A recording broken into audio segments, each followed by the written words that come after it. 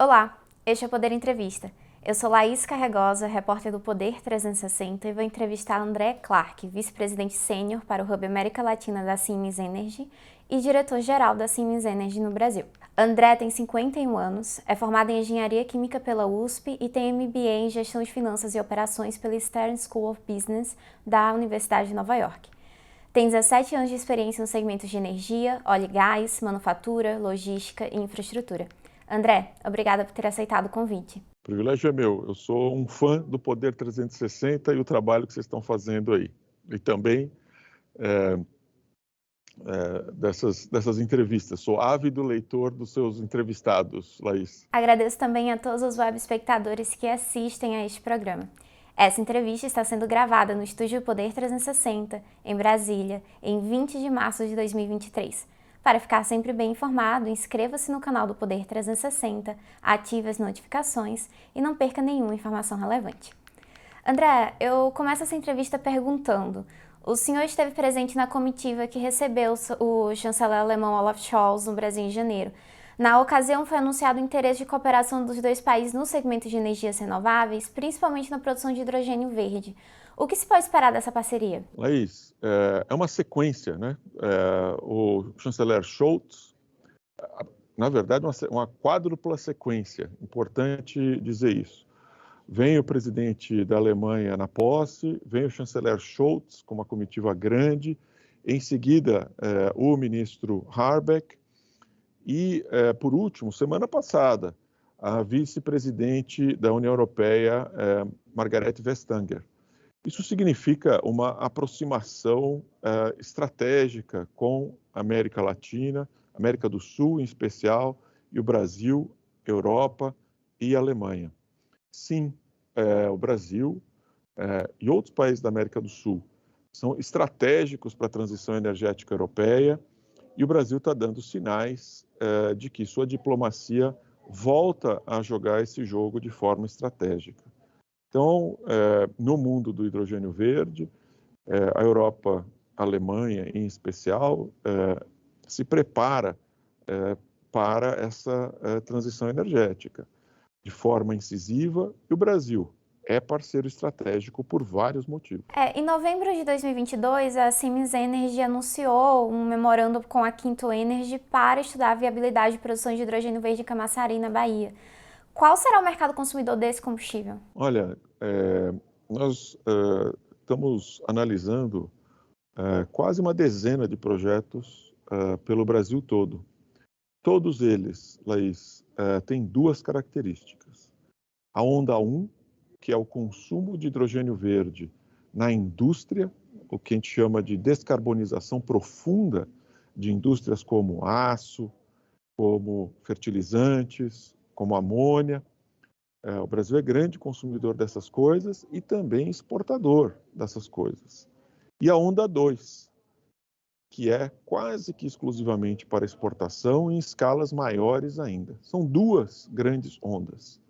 A primeira, que é a descarbonização profunda da indústria, deve ser usada para descarbonizar produtos difíceis de descarbonizar e que o Brasil é rico nisso.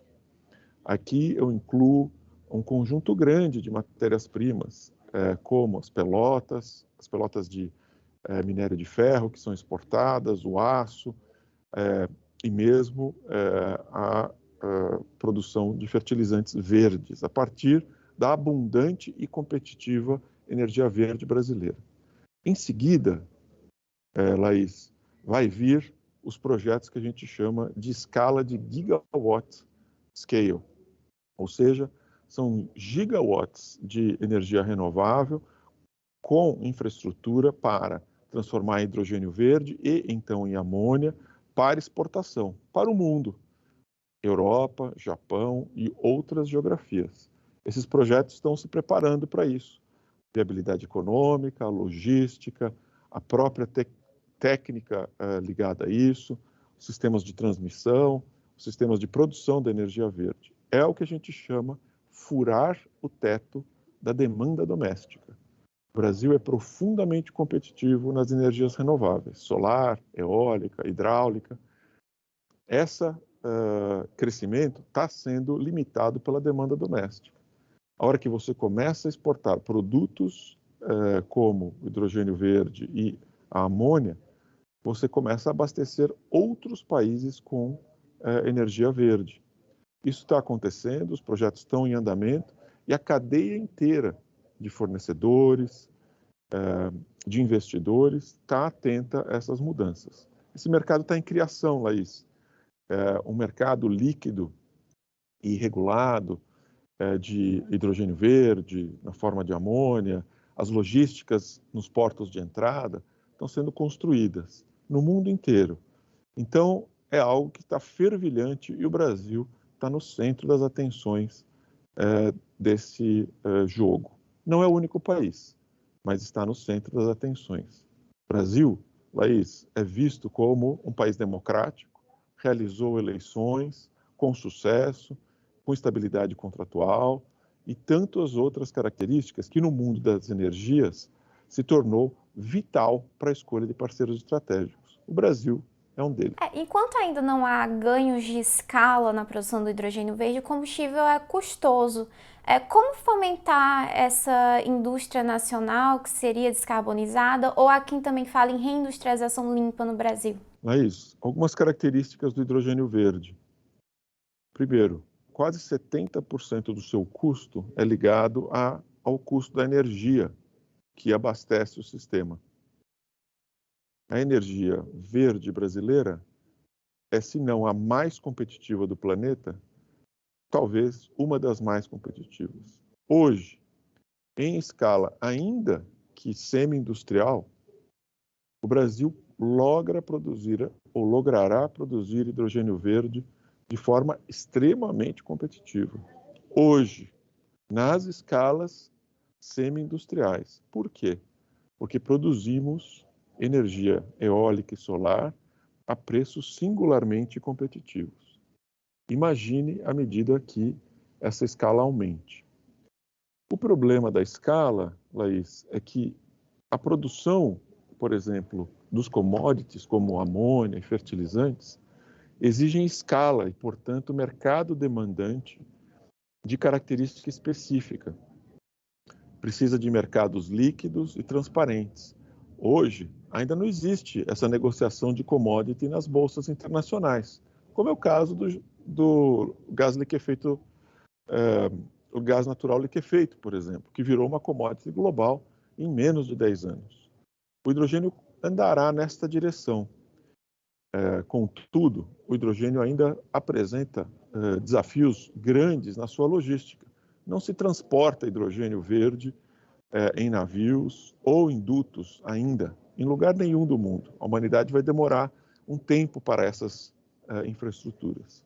Enquanto isso, a solução mais evidente nos parece ser a transformação de hidrogênio em amônia, e que sim tem infraestrutura conhecida para a logística de transporte global. O governo federal lançou um Programa Nacional do Hidrogênio em agosto de 2022. O plano foi criticado por contemplar todas as rotas de produção de hidrogênio, inclusive as fósseis, e por uma falta de foco nos objetivos traçados. Como o senhor avalia esse programa? Eu avalio como extremamente positivo, Laís. Extremamente positivo. Foi a primeira discussão estruturada sobre a economia do hidrogênio no Brasil. O Brasil, Laís, conta com um conjunto muito amplo de opções. O governo, à época, faz uma análise dessas opções e se mostra aberto às opções mais eficientes do ponto de vista econômico. Se, por um lado, isso deixa opções abertas, por outro lado, perde foco no seguinte sentido: o produto mais demandado, ou será mais demandado no futuro, é o hidrogênio verde, e é uma vantagem comparativa do Brasil. Me parece que, por seu ineditismo, do ponto de vista de estudo, de política pública, e também pelas várias opções que o Brasil possui, inclusive o gás do pré-sal, foi, à sua época, uma decisão muito acertada, que agora está sendo refinada, debatida e discutida pela sociedade, pelo Congresso, pelos agentes que atuam nesse segmento, pelos produtores de energia renovável e também pelos governos compradores dessa energia. Importante lembrar, Laís, que à época desse estudo, o mercado internacional de hidrogênio verde ainda era menos que incipiente, ele era apenas uma ideia. Ele começa a existir há poucos meses, na verdade. A Alemanha e os Estados Unidos lançam esses mercados e as suas políticas industriais há menos de 10 meses. Então, o Brasil deve refinar suas políticas, o Brasil é competitivo nisso. Existe uma questão fundamental à frente, que é políticas industriais verdes do século XXI, que irão e poderão reindustrializar o Brasil. Acredito que haverá excelente reação no refinamento dessa política pública. Eu não vejo isso como crítica, eu vejo isso como oportunidade. A primeira visão da política foi bem feita, a segunda, que está sendo gestada nesse momento, me parece muito bem feita também. Hoje, o Brasil tem alguns projetos de hidrogênio verde em estudo, mas nenhum ainda operacional. O que falta ser feito para dar maior segurança a esses empreendimentos? Olha, quase operacional já tem, né? Polo de Camaçari, na Bahia, é um projeto quase operacional, muito bonito, inclusive. Então, são escalas ainda pequenas, perto do potencial. O que está sendo feito é todo mundo estudando, ou seja, a época de fazer engenharia de custos, escolhas de tecnologia, viabilização do que se chama Power Purchase Agreements, ou seja, compromissos de compra fixos dessas commodities. Esse jogo está em ebulição. Um conjunto grande de MOUs, projetos, estudos estão em andamento nesse exato momento. Alguns mais avançados, outros menos avançados. Todos se alavancando de políticas públicas não só brasileiras, mas também de políticas públicas internacionais. Acredito que o próximo passo, e o Brasil fez isso com grande sucesso na sua história. O Brasil teve políticas públicas industriais no PROAL, teve políticas públicas industriais na criação do segmento eólico no Brasil, que em menos de 10 anos tornou a indústria uma potência. Tenho certeza que a política pública de hidrogênio verde terá grande sucesso e também acelerará o crescimento desse commodity. Está sendo gestada. Me parece que o novo ministro, o próprio BNDES, o próprio Petrobras, com interesses específicos nessa estratégia e debatendo o assunto. Isso é muito bom. A própria Fiesp, com grandes discussões nessa direção, de uma política industrial verde, com 3 características. Ela é verde, ela é tecnológica e ela é apontada para o planeta. Porque o Brasil, no mundo da transição energética, é muito mais solução do que problema. André, a Alemanha vai realizar o primeiro leilão de hidrogênio verde do mundo este ano. Portugal também lançou um certame para contratar empreendimentos.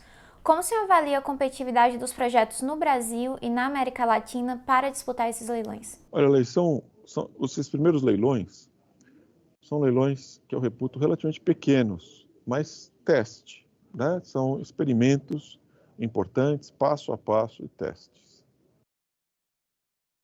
Como toda commodity, a logística é o jogo mais importante desse jogo neste momento. São 2 coisas, o preço da energia e a logística. São os 2 fatores críticos. Mais do que isso, a segurança e a geopolítica envolvida nesses jogos. América Latina, com destaque para o Brasil, com destaque para o Nordeste brasileiro, singularmente posicionada de forma a atender essas demandas europeias. Contudo, é papel da Europa abrir outras opções.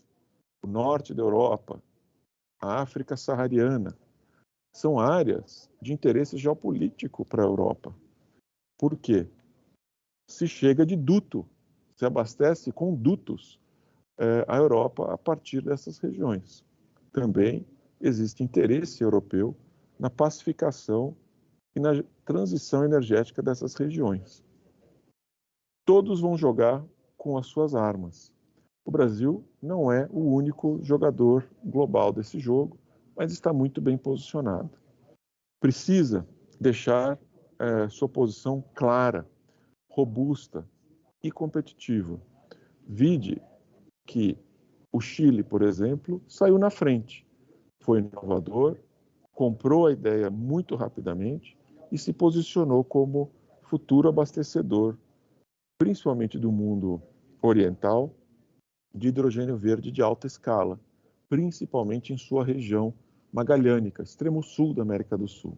O Brasil pode fazer a mesma coisa, precisa dar sinais claros de onde e como quer atuar nesse mercado. A boa notícia, Laís, é que a gente está vendo uma diplomacia brasileira muito engajada e pronta para participar desse jogo. Importante o Brasil ajudar a criar esses mercados globais. O Brasil é parceiro não só da Europa, também do Japão, por exemplo. Empresas japonesas atuam no Brasil há mais de um século, com grandes investimentos no Brasil. O Brasil é uma potência da energia verde, da energia agro, e, portanto, tem condições de jogar esse jogo de forma muito contundente. O senhor mencionou o gás natural, é um insumo que compete com o hidrogênio verde, mas o mercado de gás no Brasil ainda é incipiente, apesar das grandes reservas nacionais. Tendo em vista o cenário de transição energética, ainda há uma janela de oportunidade para o mercado de gás natural brasileiro? Laís, assim, o mercado de gás natural brasileiro é estratégico e gás natural é o combustível de transição na transição energética. No Brasil, duas características fundamentais vão acontecer. A primeira é o uso do gás natural como as energias de backup. Por quê? O gás natural está disponível nas maiores cidades litorâneas do Brasil, portanto, perto do centro de consumo. Isso é muito importante para um país que produz grande parte da sua energia renovável distante dos centros de consumo.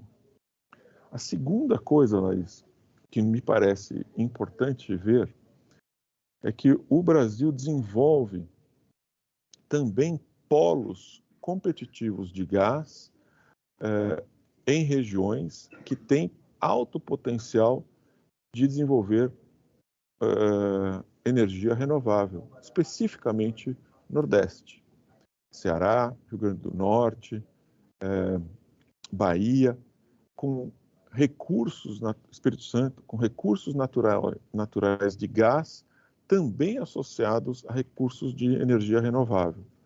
Por que isso é tão importante? No mundo inteiro, na história econômica do planeta, energia competitiva atrai a indústria. Isso pode ser uma porta de reindustrialização importante. O gás, Laís, uma das utilizações mais nobres do gás é a indústria. Fertilizantes, cerâmicas, aço e tantas outras, substituindo certamente o carvão e assim por diante. Abre-se aí oportunidades importantes de industrializar áreas que não eram industrializadas antes. O Brasil também apresenta um potencial alto para projetos de eólica offshore, parques eólicos em alto mar. Quais são as expectativas da Siemens Energy para esse mercado? As melhores possíveis, Laís. Por quê? Apresenta potencial de eólica offshore de águas rasas perto do litoral brasileiro e alguns lugares perto do centro de demanda.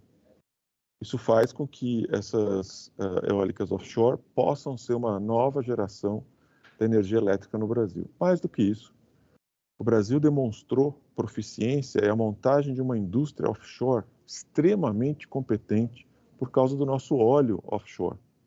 Essas tecnologias são absolutamente úteis na indústria offshore de geração eólica também. O desafio aqui, Laís, é que o Brasil também ainda tem uma quantidade de energia onshore extremamente competitiva. Mais do que isso, ainda tem espaços de desenvolvimento da solar bastante significativo. Então, isso desloca a eólica offshore no tempo para planos de negócio muito específicos e focados, eventualmente, em grande escala e, talvez, por que não dizer, produção direta de energia eólica offshore ligada a hidrogênio diretamente à exportação. Acredito que isso seja um pouco mais afastado no horizonte, 2030, talvez 2040, exclusivamente, porque o Brasil tem grandes opções. É possível esperar um leilão de cessão de áreas para eólica offshore ainda este ano ou no próximo? Me parece que sim, tem muita gente estudando. Cessão de áreas é o comecinho dessa ideia, é o comecinho do processo de licenciamentos ambientais, da discussão com a sociedade, discussão com o mundo que financia esse tipo de projeto. Essa questão da cessão de áreas é o começo do planejamento. Ela é fundamental e, portanto, muito importante. Eu acredito que sim. Acho que tem, em algumas áreas, maturidade suficiente para esse assunto progredir ainda esse ano. André, a Siemens Gamesa, que é controlada pela Siemens Energy, vai hibernar sua fábrica de equipamentos para parques eólicos em Camaçari, na Bahia. Qual o motivo da paralisação? Correto, Laís. Eu também sou vice-presidente para a América Latina da Siemens Gamesa. A razão é simples. Pela primeira vez em vários anos, o Brasil está com um excedente estrutural de energia limpa, inclusive, nesse momento. Nos parece que esse excedente estrutural para a demanda doméstica irá postergar alguns dos investimentos mais importantes de eólica onshore, o que nos fez, por falta de demanda específica, no curto prazo, hibernar a fábrica por 8 meses ou algo dessa natureza.